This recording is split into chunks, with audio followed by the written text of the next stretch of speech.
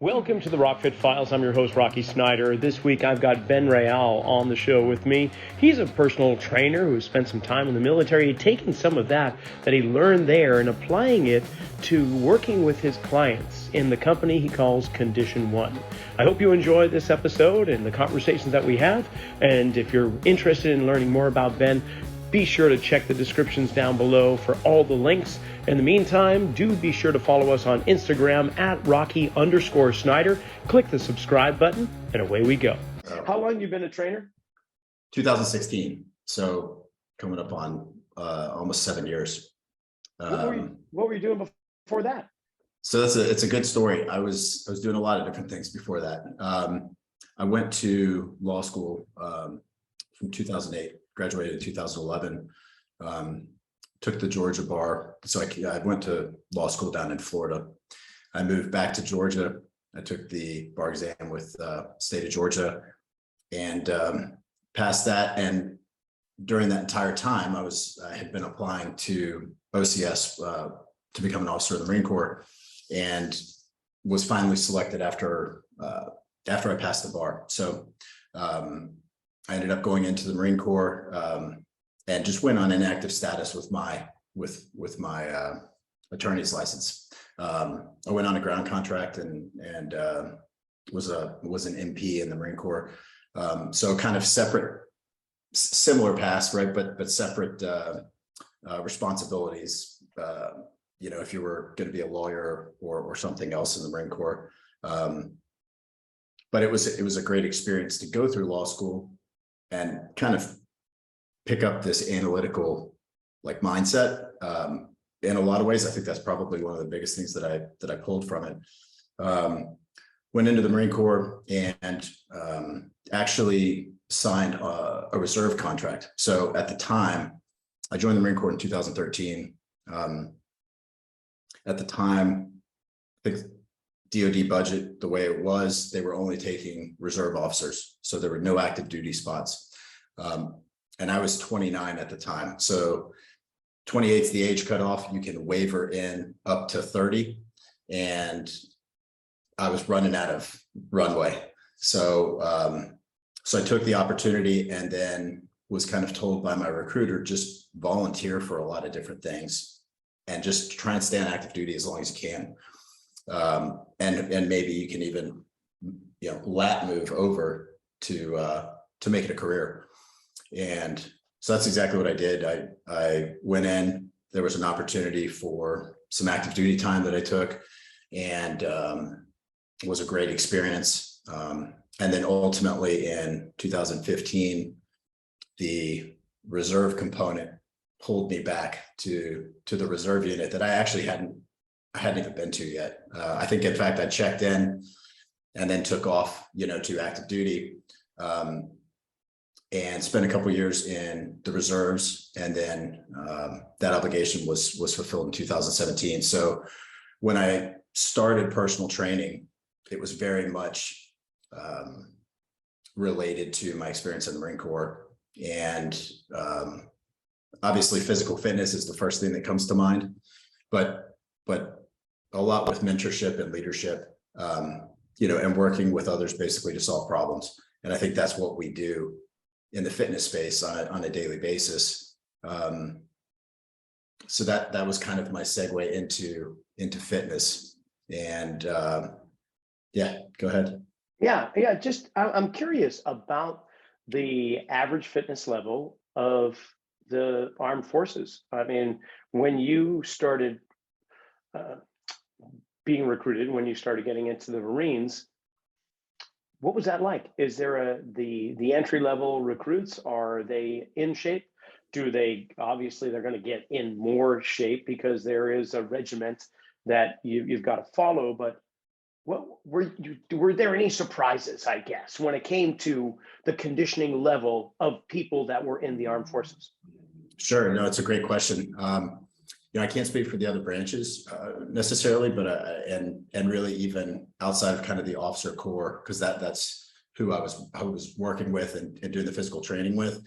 But I can tell you that I thought I was in pretty good shape when I was talking to the recruiter just for the first time, right? And they're like, hey, come on out, let's do a physical fitness test for us. We'll get some stats, kind of get a baseline.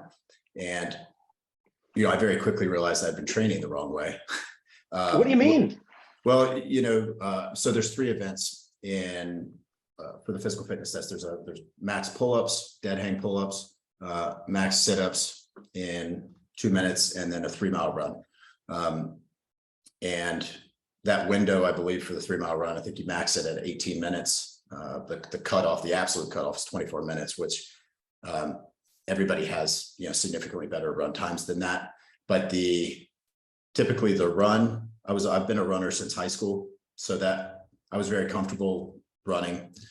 The crunches were not terribly difficult, but to get 20 dead hang pull-ups, if you haven't been training for it, and you think you're a pretty strong guy, like that's not just a natural ability. And I had not been doing a lot of strength training necessarily, was doing more, body weight type things, but just wasn't emphasizing the pull-ups. And I bring that up because, that's like your baseline. Like you don't even move past start if those scores, are not extremely high, if not, a perfect score. So it's a very competitive, especially trying to apply to OCS. It's extremely competitive, and they're looking at physical fitness. They're looking at your previous academic record, and then they're also looking at examples of leadership and volunteer work and things like that. Leadership in different organizations, and kind of those 3 things they pull together, and they will kind of create your packet, and then they push that up. And kind of every region of the country has so many spots that they can give to candidates. And so you kind of go through this tiered selection process just to get selected to then go to OCS and and kind of go through the process there. So what I found was the physical fitness level of especially when I first got to OCS, right? When I actually got to Quantico, everybody's a stud. Everybody worked very hard to get there. And everybody is extremely physically capable. Otherwise they wouldn't be there. And then kind of the next step is, okay, how can you lead? What are your leadership abilities like when you're stressed, when you're physically drained, things like that. So I think the physical fitness kind of gets you to the starting line, but you realize it's one aspect, if that makes sense. Yeah, completely. So, okay, just fast forward a year or so, 2016, and you create a new venture in the form of personal training after your officer's training, after passing the bar. I mean, I'm not going to say it's a step down by any stretch, because you're changing lives and it's very rewarding, but why? Yeah. So I've always been driven by something that I find intrinsically like purposeful, right? Like, I'll be honest with you, law school is not intrinsically purposeful. There's nothing terribly exciting about like learning property and doing all of the reading and all the stuff you're doing. But I knew it was a part of where I wanted to ultimately get to. At the time, I didn't realize that was necessarily going to be training, but I think, the time in the Marine Corps really, I think, solidified my desire to long-term after the Marine Corps. I knew that I was going to be doing something that would involve physical fitness and leadership in some way, shape, or form. And I think that started the cycle. But yeah, I mean, I started, in fact, when I got off active duty, I was driving Uber and then picked up a job at one of the major boutique hit type studios, as a sales manager. And $9, $10 an hour, but I didn't care. I didn't care. I just wanted to get in the business, get in the industry. Like I just wanted to get there. Right. And gain experience, and worked in that sales position for a little while, and then was promoted and started managing a couple of their studios here in Atlanta, and an amazing experience, and like drinking from a fire hose for sure, as far as information and things outside of fitness. But I was on the sales side and the management side, right? And I really wanted to be working one-on-one, with clients. And so ultimately I left that job, and there was a small group fitness and one-on-one personal training studio in Midtown that had just opened up, Midtown Atlanta. And so I was able to kind of start my process into the one-on-one world in a really small boutique facility, which was wonderful because, I was looking for that experience, that one-on-one experience. And I started with them. I was doing that in the morning and at night. And then during the day, I reactivated my law license and picked up an e-discovery job. So at a large law firm here in Atlanta. So just reviewing documents, basically, right, for mass, for giant civil cases that were going on.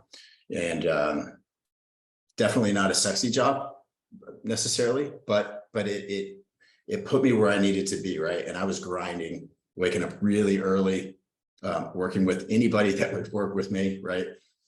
Coaching any classes that I possibly could, and then doing the same thing at night. And it was phenomenal. And I did that for about 6 months until I ultimately left the law job. That was in 2017, the start of 2017, and became fully self-employed, and have pursued and continued coaching since 17. And that's been the primary focus. And it's just been an evolution. And it's a constant evolution of coaching styles, education, relationships and things like that. And it's been, awesome. Nice. Now, obviously, you're influenced by several factors. One, of course, the Marines, in terms of leadership. Where else do you get your information, your guidance, the nitty gritty underneath what makes you a good guide, leader, trainer? Where do you go for that? As far as like education is concerned, or? Yeah, education, or whether it's online certifications, or if it's just books that's like Coach Wooden or Anthony Robbins. I mean, where do you go for your guidance? That's a great question, because there's been so many different areas over the years. I kind of the first exploration into that, right, was with Precision Nutrition. And that was like in 2018, and went through their nutrition course, and got certified with them. And then lately it's been really heavily influenced by behavior change, and really pursuing the tools outside of program design that can get people to where the program design is actually effective for them. So, like, in other words, I can give anybody a program, right? But if they're not actually doing it, or they're not maybe inspired to stick with it consistently, right? Well, then it's like we're getting the cart before the horse. And maybe we come back to diving a little bit deeper into their why, and why they're motivated to do it. How is it tied to their values, principles, and priorities, and I think that concept was not at all apparent to me early on, right? Because you get into the business and you're like, I'm going to start training and coaching. And then you realize, like, there are so many other tools that you need to really help your clients. And so I pursued the Precision Nutrition, the level 2 course with Precision, and just finished that, a few months ago, or last month actually. And that was amazing. And it was nothing fitness related, right? Necessarily, but it's coaching related, and it's how to actually coach somebody. And I think that, that's been the next level in taking it a step past maybe the technical aspect. And that's not at all to say the technical aspect isn't important, because it's incredibly important. But there's like this, the behavior side has to mold with the other stuff, right? Like, because it all goes together. And I really fell in love with, and I'm really enjoying learning, what questions do I ask, right? Like if somebody's in a roadblock, what questions do you ask, instead of forcing the answer down their throat and telling them exactly what to, you know what I mean? Yeah. I think that's just fascinating. So I've explored that quite a bit, and we'll continue to do and dig into that. But I've had some great mentors as well, and had gone through the OPEC CCP course really to get into that like program design element, and better understand program design and assessment-based program design. And then worked with Coach Sam Smith on a remote coaching mentorship. So I did that with him for 12 weeks last year. And actually, it might have been at the beginning of this year. I've done so many things in the last 2 years, I think, that it's just been one thing after another, because I'm really hungry for the knowledge. And the environment, the post-COVID environment, right, is now one that's more conducive to information online. I mean, we're in classes online and mentorships online, and a lot of these things were not necessarily available previously. And so I'm just trying to dig into it. But the remote mentorship with Sam has been great, and he's actually my current coach as well. So got somebody that I can bounce ideas off of, and I think that's the cool thing about fitness, right? It's like there's so many available opportunities to learn and grow, and there's so many people too that want to help you do that. It's a fantastic industry in that way. Yeah, there's so many different avenues, niches, if you want to call them that, or specializations. But you're wearing your T-shirt there, Condition One, and I've got to ask, where did the name of your company come from? What's the meaning behind it? Yeah, great question. So Condition One, when I got out of the Marine Corps, so Condition One is it's a weapons condition. So there's 4 weapons conditions that you learn, in the military. Condition 4 would be indicative of basically an empty weapon, unloaded weapon. There's no magazine. Condition, you kind of go up the tier of conditions, right? And Condition 1 would indicate that a weapon's loaded. There's a magazine inserted, and basically the weapon's unsafe, but it's ready to go. And I'm not sure I've ever, I don't think any of my clients probably even know that, right? It's because that's not put on the website or anything, but I found it analogous to just being ready for whatever your thing is. Because your thing is not going to be the same as mine, and it's not going to be the same as the next person's, right? So being ready is something that I think we can all identify with. And it's not just for somebody that was in the military, or just really hard, difficult endeavors, right? Because that's also subjective. What one person's difficult, endeavor is what does that mean to another person? So I think the bigger picture is it ties into what I provide with holistic coaching, and fitness is a huge aspect of that. But we're digging into sleep and stress management and nutrition, and all these other areas. And the the goal at the end of the day is for you to be condition one, right? To be ready to do whatever life throws at you. And maybe that's picking up your kids, or it's, competing in a race, whatever the case may be.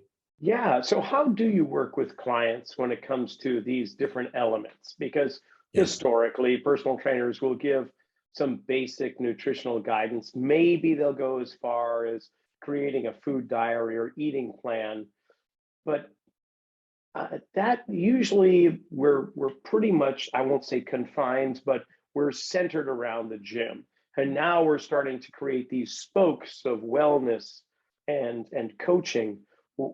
How do you address first sleeping, and then maybe we can go to the different elements that you do coach and train.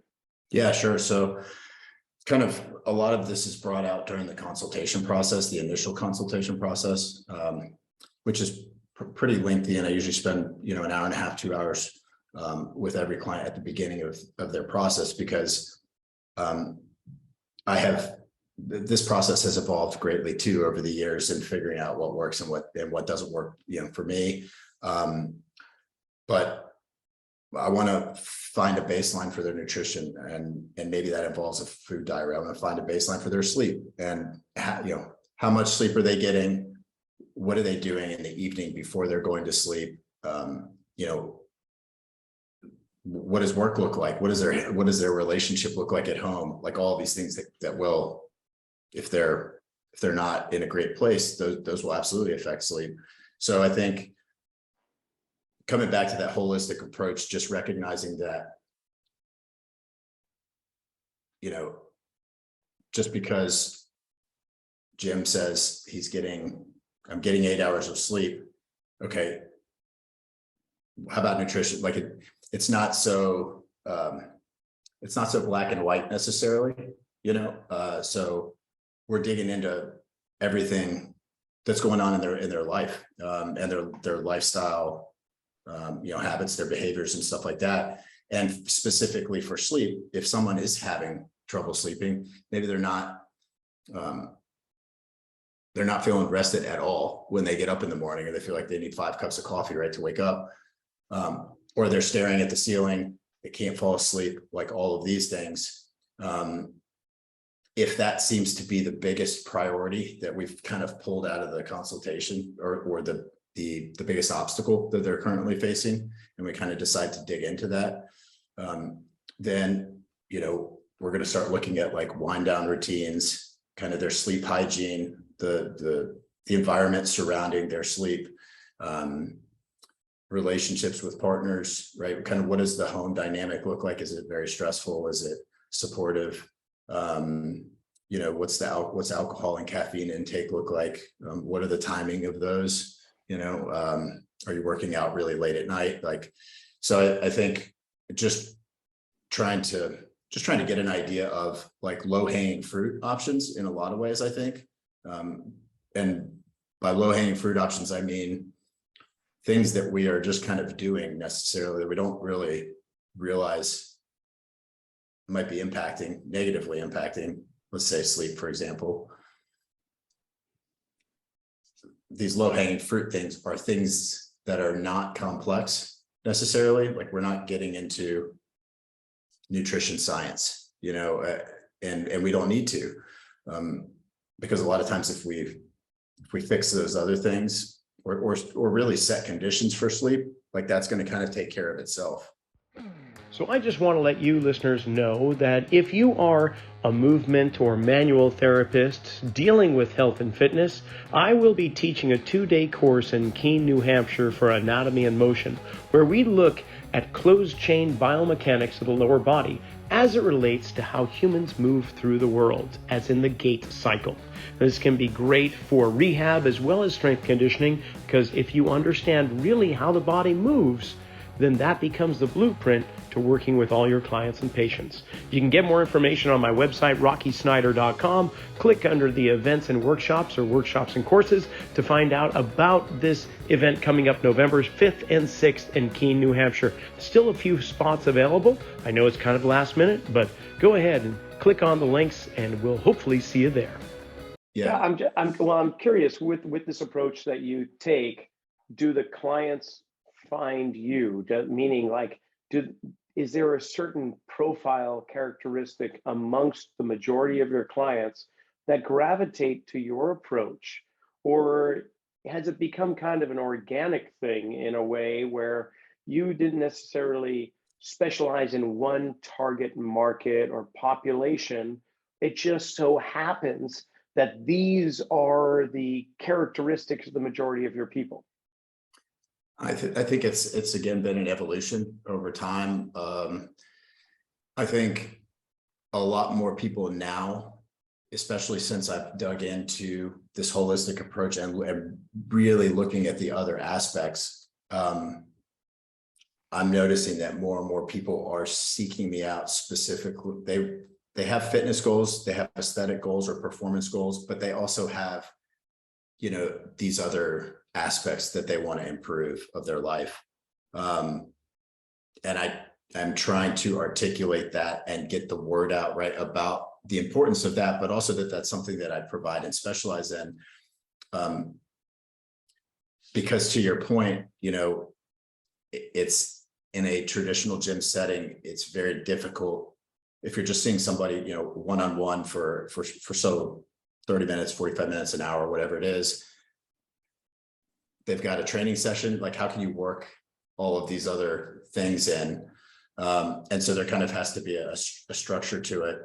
And a lot of these things I use, I have an app for clients. So whether it's a remote client or it's an in-person client, they're both gaining access to not only the programming that they're doing with me, but for every other day of the week, right? So it's not like, and that includes the nutrition and the lifestyle pieces. So when we kind of talk about how this is all pulled together, there's one central location for clients to go and see all of their, see their entire plan and see their accountability, their compliance, and for me to hold them accountable to that.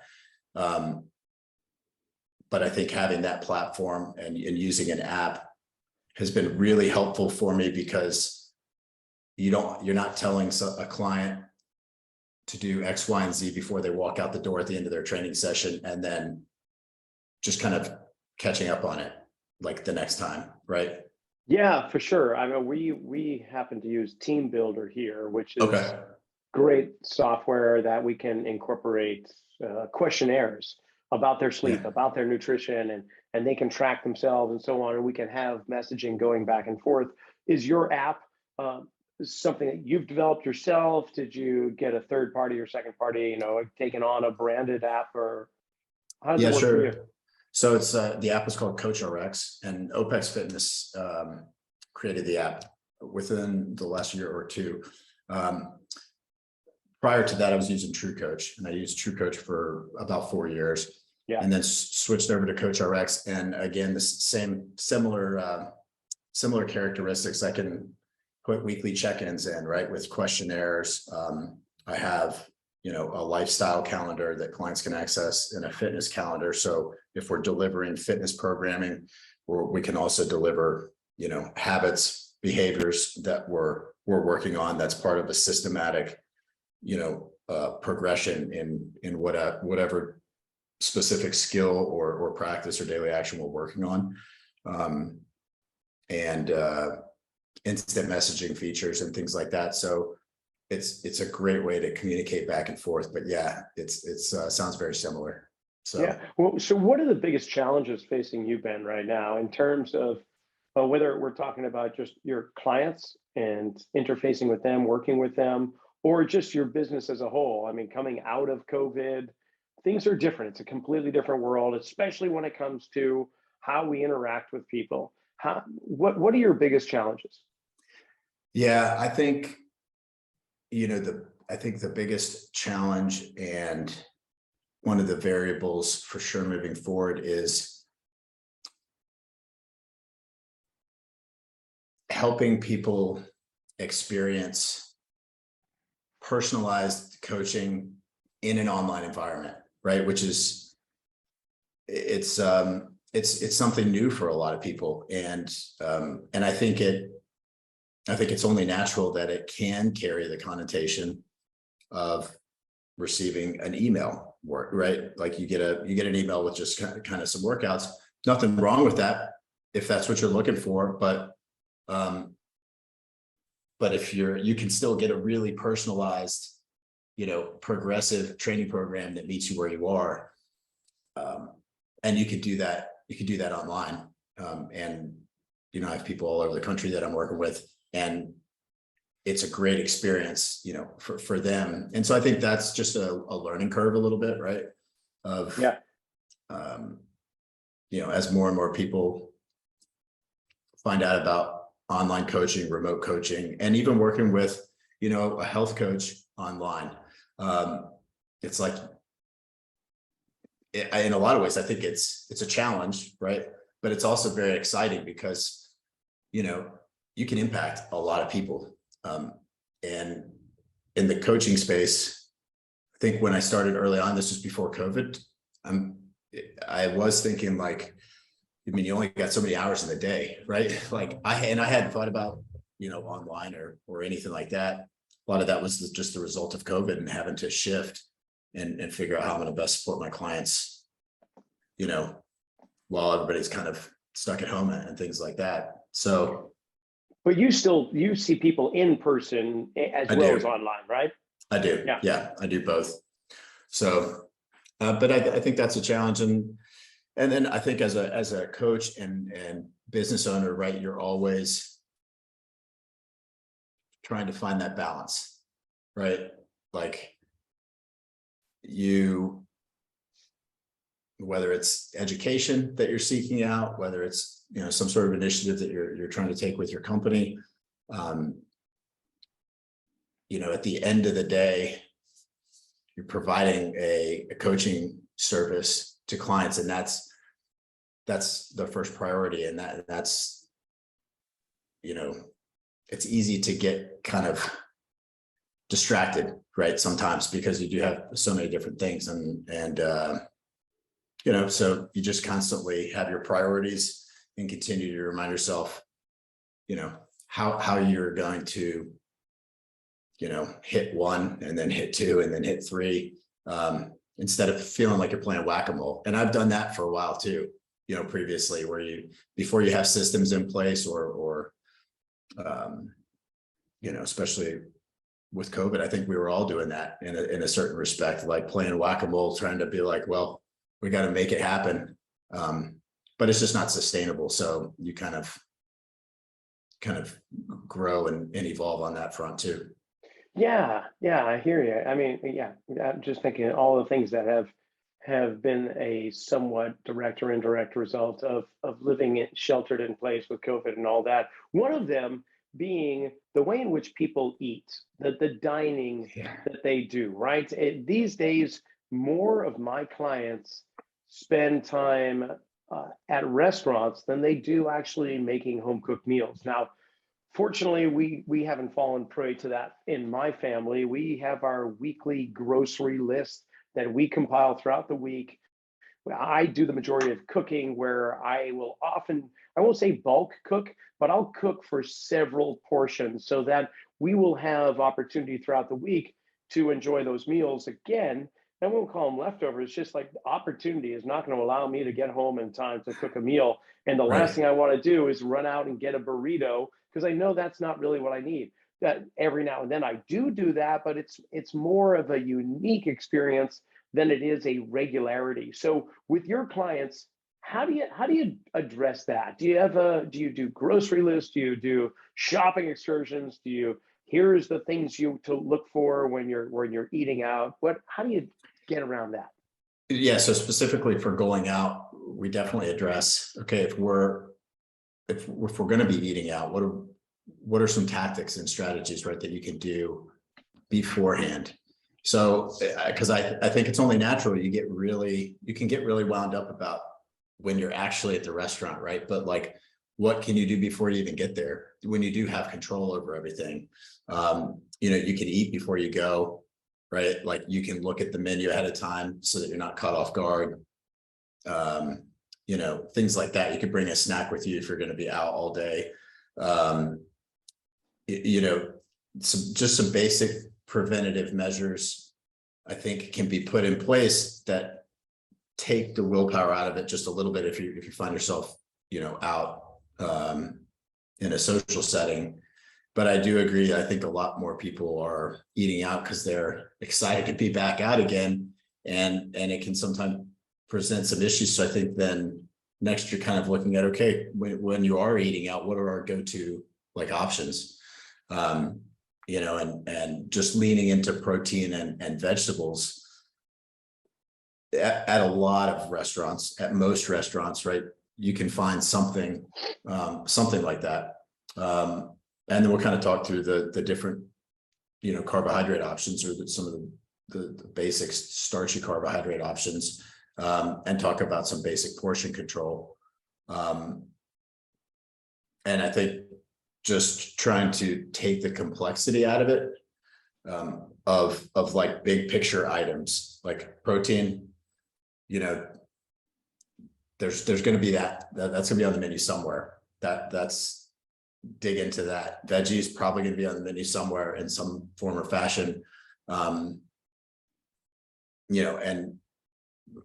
make it easy on yourself by going and doing that. There's a lot of other issues, right, that can come about with like desserts and alcohol and stuff like that. And that's a deeper discussion probably with the individual on maybe, lifestyle, or really what their why is, right? Because I'm sure we can tell somebody what to eat, but they have to actually do it when they get out. And practicing. I love breaking things down into small pieces, right? So maybe if we're working on making good choices at dinner, maybe you're just starting with seeking out protein at dinner if you're out, and then start layering in something else, right? And then start layering in something else, to manage expectations early on, right? That if that's a problem, probably in the next 24 hours, the problem's not going to be gone necessarily. We have to practice these things over and over and over again, to make them kind of innate, instead of feeling like you have a formula, like a specific formula that you have to follow when you go out. If that makes sense. Does that answer your question? No, it does. I know you put out a tremendous amount of content online, social media, Instagram, and so on. You've been doing that for a while now. And those little tidbits of information, I think, is what you're really getting to, is just give out small bits of advice. Don't try and overwhelm people. What can you take with you, and just leave the rest. But you mentioned the why. And for the listening audience, if I could kind of maybe help define that what is the core reasoning of your behavior? What is it? What is the why, or your desires? If you have these goals, if you want to say, I want to lose 25 pounds, which we might hear kind of commonly, right. Why do you want to? And they'll initially give you this kind of superficial reasoning because, well, it makes my back is kind of bothering me, and I think it's because of the weight that I gained during COVID. Yeah, well, why is that a problem? Well, you just keep on getting to that next level, a little bit deeper, a little bit. Okay, so why is that important? Well, if I didn't have back pain, I'd be able to kind of move a little bit better. Okay, that's great. Now, what would you do, and why would that be better for you? Well, then when my friends' kids come over, God, I love playing with them, and I just feel like I don't get down on the floor with them and play the way I want because I see. So you really want to interact with the kids, and before you know it, you've gotten deeper and deeper to the core reason why. That's what you're talking about with a why, right? Exactly. Yeah, 100%. That was an awesome example. I'm going to use that. I'm going to use that next week. Yeah, because then it's we're not talking about your back pain, right? When you're having trouble with maybe making a nutrition intervention or something, we're talking about your kids, and yeah, and it just hits home in a whole different way. Do you find it easy or do you find it challenging on the average? Everyone's going to be different, but on the average, is that where your magic is finding the why, or is that something that you're continually having to navigate? Like, how can I get there with this person? Yeah, I don't know that I would say it's my magic, because it's definitely right. It's an evolution, but that's definitely where I place the majority of my emphasis on, I would say, and in the relationship building process, right? Because there's a trust factor there, and everybody's a little bit different, right? As to how quickly they're going to honestly answer those questions, right? And so it's kind of situation dependent, but to answer your question, that's what I'm ultimately going for, because I know that if I can find the why, the real why, it facilitates so many different things. Truly, I mean, we've got so much information at our thumb tips. We've got more than enough insight as to how to lose weight.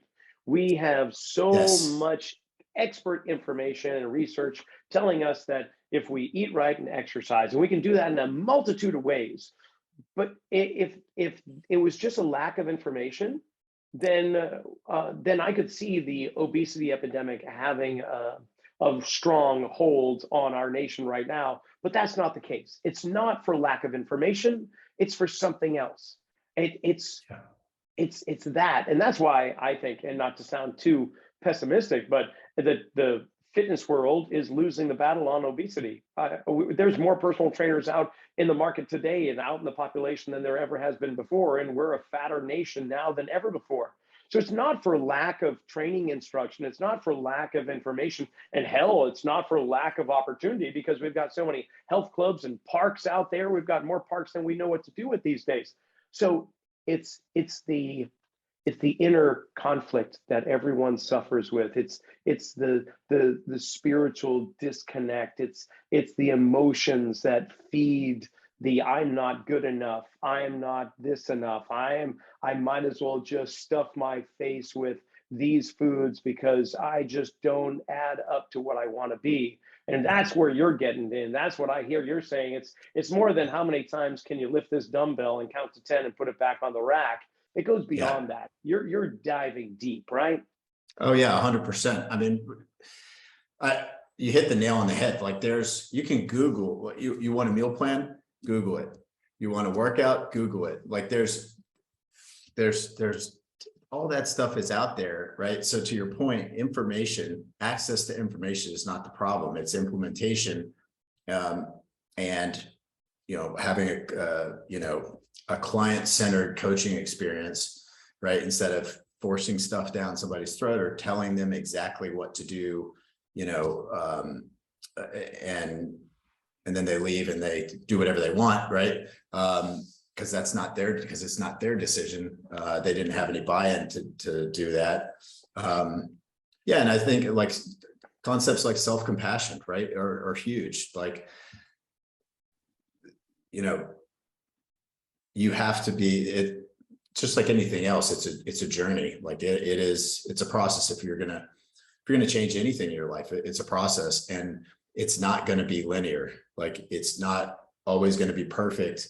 And I think digging into the self-compassion piece is really powerful too, because that's something that I think a lot of people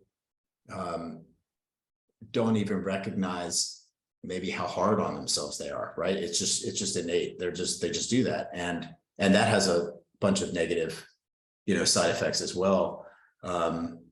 So yeah, And we're getting it's so easy to isolate these days too, right? To not have a connection. We can have a false connection with social media or electronic devices, but the actual interpersonal relationships and the connection that we have, especially coming out of a pandemic where we had to isolate. I mean, we're just now barely creeping out of a government sanctioned isolating culture. And I don't even want to Yeah. think about the repercussions, the ripple effect that has. But, Ben, a long time ago when I first began as a trainer, my boss had a manual, and in that manual it said, "Do not get user friendly," meaning do not with your clients, do not have a personal relationship, like and I'm not talking in a sensual manner. I Yeah, just mean sure, like sure. become friendly with these people. And that was such a disservice to me for many years. I felt like, okay, I've got to follow along with that. But the word personal and personal training is there for a reason, because we need to be personal these days. Yeah, I'm sure, like yourself, we've got clients that they want to share their lives. You get drawn in because you're somebody they respect as a guide, as a teacher, as a confidant. So they're in, whether you're doing it online with them or you're doing it in person. I think that's one of the things that really helps establish the change in them, is the care that you have with your clients. Would you say that's accurate? Yeah, 100%. I think you have to think about, you know, as a professional, right? We have to be empathetic, we have to be compassionate, and you can't be like a drill sergeant. You can't be like, some fabricated, like tough guy, right? To get anywhere deep with anybody.